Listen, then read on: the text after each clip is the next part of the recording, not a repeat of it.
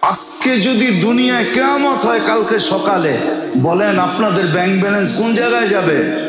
জান্নাতে যাওয়ার পরে দিবে, ঠিক না? কোথায় যাবে ব্যাংক ব্যালেন্স? কোথায় যাবে ঘরের গচ্ছিত সোনা? কোথায় যাবে সম্পদ? বলেন। দুই হাতে খরচ করেন, সমর্থের ঊর্ধ্বে দেন রোজার কমি খামিকে পুরা করার জন্য। ফিতরার ফিলোসফি হলো দুইটা, একটা হলো রোজার ভিতরে যা কমি খামি হয়ে গেছে ফিতরা ওটাকে রিকভারি করবে, আরেকটা হলো গরিবকে খুশির দিনে ধনীদের সাথে সংযুক্ত করবে। গরিবকে ধনীদের সাথে খুশির ভিতরে সংযুক্ত করবে, এই জন্য ফিতরা ছিল। যাক আলহামদুলিল্লাহ, এখন তো ফাউন্ডেশনও চলে আসছে। আমার তো মনে আছে প্রথম আমি যখন এখানে বলি যে 5 প্রকার দিয়া ফিতরা দিতে হবে, তখন এইখানের মানুষও আমাকে নিয়ে হাসছে। ওই লোকগুলো এখনো বেঁচে আছে, অনেকজন বেঁচে আছে, সবাই বা মারা যায় না। 2-4 জন চলে গেছে, না মেম্বার সাহেব চলে গেছে, বদল ভাই চলে গেছে, মিয়া ভাই চলে গেছে, আরো এরকম 2-4 জন চলে গেছে, কিন্তু বাকি সব এখনো জীবিত আছে। ওনারা হাসতো, হয়তো জীবন ভর শুনলাম 20 টাকা আপনি কোত্থেকে লইছেন কিশমিশ, পনির, খেজুর, জব, জীবনে শুনি নাই। আমাদের চিৎকারের আওয়াজ এখন ফাউন্ডেশন পর্যন্ত পড়ছে। ফাউন্ডেশনও এখন লেখা 4-5টার সার্কুলেশন দেয়। আলহামদুলিল্লাহ, সুম্মা আলহামদুলিল্লাহ। আমার মনে হয় আমার আওয়াজ আর ব্যথা ওইখানে যে ধাক্কা দিছে। আল্লাহ রসুল এই ব্যবস্থা করছে, এই জন্য ফিতরা। ফিতরা এই জন্য যেন রোজার কমি খামিকে রিকভারি করে, আর দ্বিতীয় গরিব যেন ধনীর সাথে খুশির ভিতরে সম্মিলিত হতে পারে, এই জন্য ফিতরা। আর ফিতরা সমর্থ অনুযায়ী, আল্লাহ আপনাকে যতটুকু সমর্থ দিছে অতটুকু দেন, কৃপণতা করেন না। কোন দিক দিয়ে নিয়ে যাবে আপনি টেরও পাবেন না। আপনি অন্যটা ভাইবা বসে থাকবেন, আপনি বলবেন রোগ ব্যাধি মানুষের হয়ই, রোগ হয়েছে স্কোয়ারে গেছি 6 লাখ গেছে গা, রোগ হইলে তো লাগবই, কিন্তু এই 6 লাখ কোন জায়গার থেকে গেছে এটা আপনি জানেন না। কার পয়সা কার জেবে গেছে আপনি জানেন না। এই পয়সা যদি গরিবের জেবে যেত, এই জন্যই তো কিতাবে বলে যে ঘুমের থেকে ওইটা সদকা দাও, আর সদকা তো তারুদ্দুল বালা। যদি তুমি সারাদিন বিপদ থেকে বাঁচতে চাও, তাহলে ঘুমের থেকে ওইটাই একটা কাঠ মেরে দাও। কাঠ মারে না, কাটছে না। আরে মনে হয় জীবনে কাঠকুট খেলা দেখেন নাই, আরে জানেন তারপরে চুপচাপ আছেন আর কি, না জানার মানজোরা, ঠিক না? দেখেন না চুষে আয়া কাঠ মেরা দেন, মারলাম এটা দেহি মা, ঠিক না? সকালে ওইটা সৎকার কাঠ মেরা দাও, ওইটাই সৎকা দাও, সৎকা দাও। আমি আপনার ঘরে তাহাদিসে নেয়ামত বলতেছি, অহংকার করে বলতেছি না, শুধু উৎসাহিত করার জন্য বলতেছি। আলহামদুলিল্লাহ, আমি 2008 থেকে এই পর্যন্ত হবে আমার ঘরের নিয়ম এটা। সকালে উঠা নাস্তা হোক আর না হোক, আগে সৎকা হবে, নাস্তা করে হবে, এবং ভিন্ন ভিন্ন ভাবে হবে। আল্লাহ বাঁচিয়ে দিতেছে, কারণ আমি ভুক্তভোগী ছিলাম 2008 পর্যন্ত, জানে অনেকে, ছেলে নিয়ে ভুক্তভোগী ছিলাম, কিন্তু আলহামদুলিল্লাহ এখন আর ভুক্তভোগী না। এখন ওষুধ কিনতেই হয় না, আমারটা কিনতে হয়, কিন্তু বাচ্চা কাচ্চার কিনতে হয় না। আলহামদুলিল্লাহ, ঘরের কিনতে হয় না, আল্লাহ বাঁচায় দিছে। উচিত ছিল ঘুমের থেকে উঠেই সৎকা দিবে।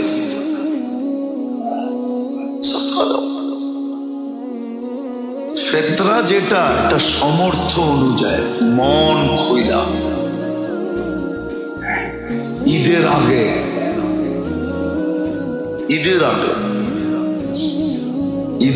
দিয়া দাও। এটা গরিবের হক। আমার রোজার কমি খামিকে দূর করবে, আর গরিব কিয়ামতের দিন, আরে ঈদের দিন আমার খুশিতে আমার পাশে দাঁড়াবে, সংযুক্ত হবে। আজকে যদি সত্যই বিত্তশালীরা এরকম মন খুইলা সমর্থ অনুযায়ী যদি দেয়, ফেতরা দেয়, তাহলে সমাজের এই দুরবস্থা হয় না, সমাজে গরিব থাকে না। যাকাত যদি মুসলমান হিসাব করে দিত, পাই আর পদ্ধতি মতে দিত, তাহলে মুসলিম সমাজে 2-4-5 বছর পরে যাকাত লেনেওয়ালা থাকতো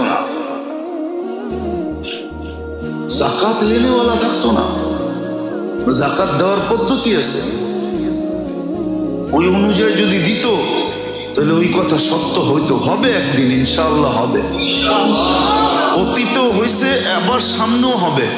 মুসলিম সমাজে যাকাত লেনেওয়ালা কেউ থাকবে না, অতীতে হয়েছে। ওমর ইবনে আব্দুল আজিজ রহমতুল্লাহ জামানায় হয়েছে, বলছে এত মাল আফ্রিকার থেকে আসছে বলে যাকাত, বলছে ওইখানে দিয়ে আসলা না কেন? ওইখানে লেনেওয়ালা কেউ নাই। যখন ওইখানে নাই, বাগদাদে কোত্থেকে থাকবে? বলছে অন্য জায়গায় কোথাও মুসলিম বিশ্বে যাকাত লেনেওয়ালা নাই। বলছে কি করব? বলছে মুসলমানের উন্নতির পথে খরচ করো, রাস্তা বানাইতে হবে, বানায় দাও। বিয়ে শাদিতে খরচ করে দাও। কার বাড়িতে মেয়ে আছে আর ছেলে আছে, তাদের বিয়ের ভিতরে খরচ করো, ওটা সরকারের পক্ষ থেকে খরচ হবে।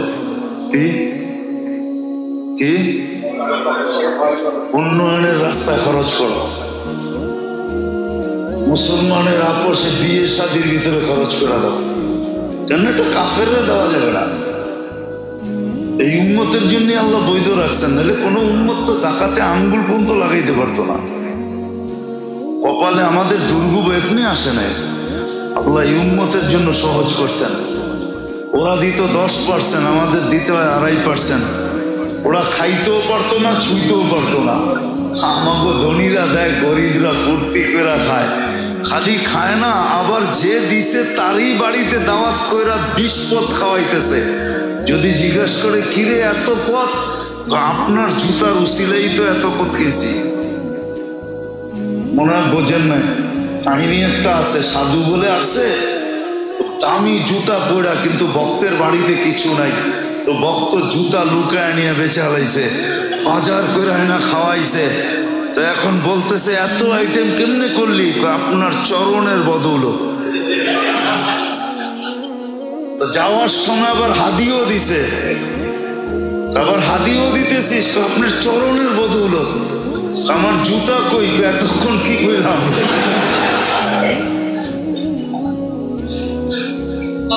এতক্ষণ কি বললাম? আল্লাহ তো উম্মতকে এরকম দিছে, গরিব নিবে, আবার ধনীরে দাওয়াত দিয়া খাওয়াবে। ওই যদি জিজ্ঞাসা কিরে এত আইটেম, আপনার দেওয়ার টাকা দিই তো, আমার যাকাত আমাকে, লাকা হাদিয়া ওয়ালানা সাদাকা।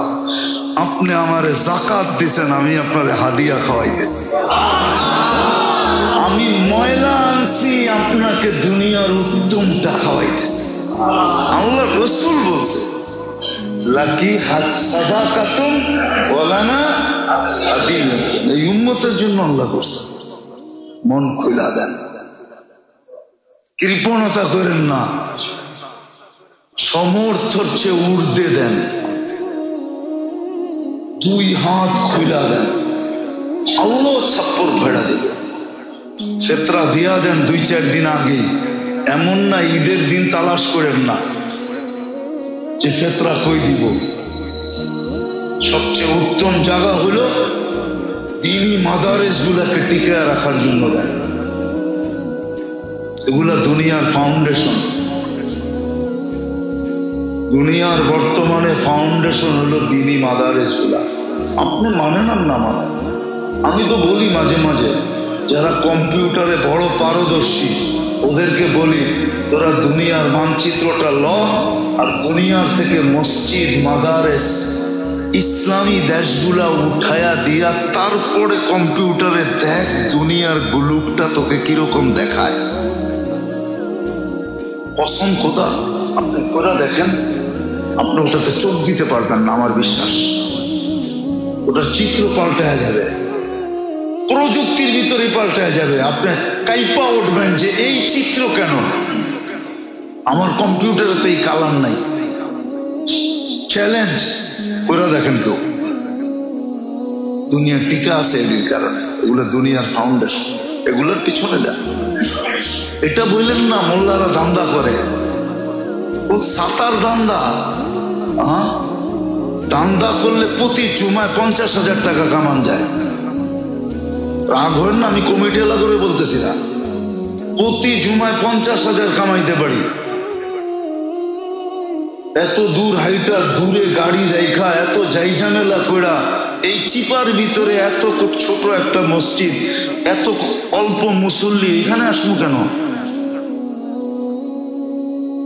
হুজুররা ধান্দা করে না, প্রমাণ দুনিয়া এখনো দেওয়া যায়। অটো চালাইলে মাসে 30,000 কামানো যায় ঢাকা শহরে, না যায় না? হ্যাঁ, ইজ্জত চলে যাবে?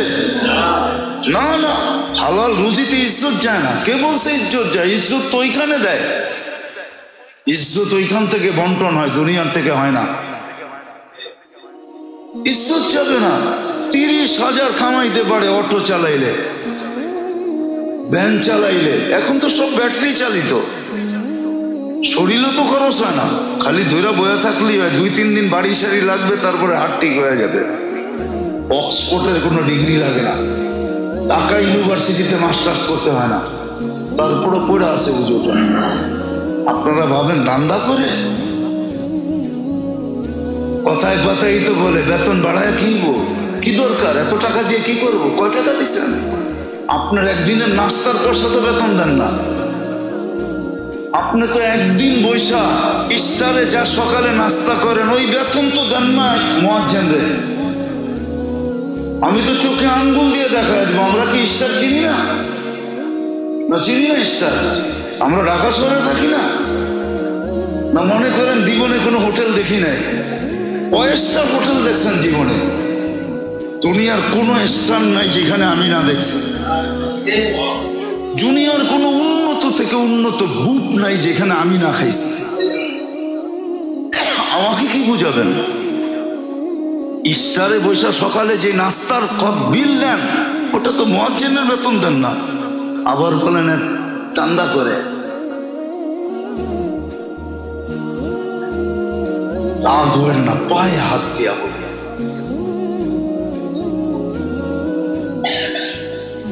রাগ হবেন না। কামানের হাজারো রাস্তা এখন রয়ে গেছে, হুজুররা কামড় দিয়ে পড়ে আছে ফাউন্ডেশন ধরে রাখার জন্য, যেন দুনিয়া টিকা থাকে। আপনি ঘুমান, এরা রাত্রে উঠে আপনার জন্য দোয়া করে। কচি কচি বাচ্চাগুলা শীতের দিনে চোখের পানি একদিকে কাঁপতে থাকে ঠান্ডায়, আর একদিকে চোখ দিয়ে পানি ঝরতে থাকে, আর আল্লাহ আল্লাহ করতে থাকে। এগুলোকে টিকে রাখার জন্য ফেতরা সবচেয়ে উত্তম জায়গা। আলেম ওলামার পিছে খরচ করে উত্তম জায়গা। ফতুয়া লয়া খালি ফিরে, ফতুয়া বাঁচে টোকায়। হাফেজ রে তারাবির বিনিময় নেওয়া জায়েজ আছে? আরে তোরে বিনিময় হাফেজ চাইলো কবে? কবে চাইছে হাফেজ যে এত টাকা দিতে হবে? চাইছে পর্যন্ত? তুই তো তোর হুকুম শিখোস নাই, আমরা তো আমাদের হুকুম শিখি নাই। আমাদের হুকুম ছিল যার পিছে কোরআন শুনছো তাকে হাত খুইলা দিতে থাকো। কোরআনের ইজ্জতে দাও, কোরআন দেখা দাও, কোরআন দেখা, ওরে দেখা দিও না, কোরআন দেখা দাও। হাফেজ যেন বাহির হয়। সুদেশ আপনাদেরকে কেমনে বুঝাবো, দুইটা তো বেজে গেল। যেদিন মক্কায় তারাবি শেষ হয়, ইমামরা যখন বাহির হয়, তো 15 থেকে 20টা মার্সিডিজ গাড়ির চাবি আসে, চাবি হাদিয়া, চাবি নিয়ে দাঁড়ায় থাকে, হযরত এই চাবি নেন। আর এটা কি? মার্সিডিজ। এটা কি? এই ব্র্যান্ড। এটা কি? কি এটা? আপনার পিছে কোরআন শুনছি, হাদিয়া। রিয়ালের বান্ডেল তো বাদই দিলাম, আপনার হুকুম তো এটা ছিল যে হাফেজকে হাদিয়া দিয়া এত দাও। ও তো চায় নাই ফতুয়া জিগায় তারাবি পড়ায়া টাকা নেওয়া যায় গেছে। তুই হাফেজের ফতুয়া তুই জিজ্ঞেস করস কেন? তুই তোর ফতুয়া জিজ্ঞেস কর যে তারাবি পড়তেছি, আমার উপরে হুকুম কি বলেন। জিগায় হাফেজ একটা, ঠিক না?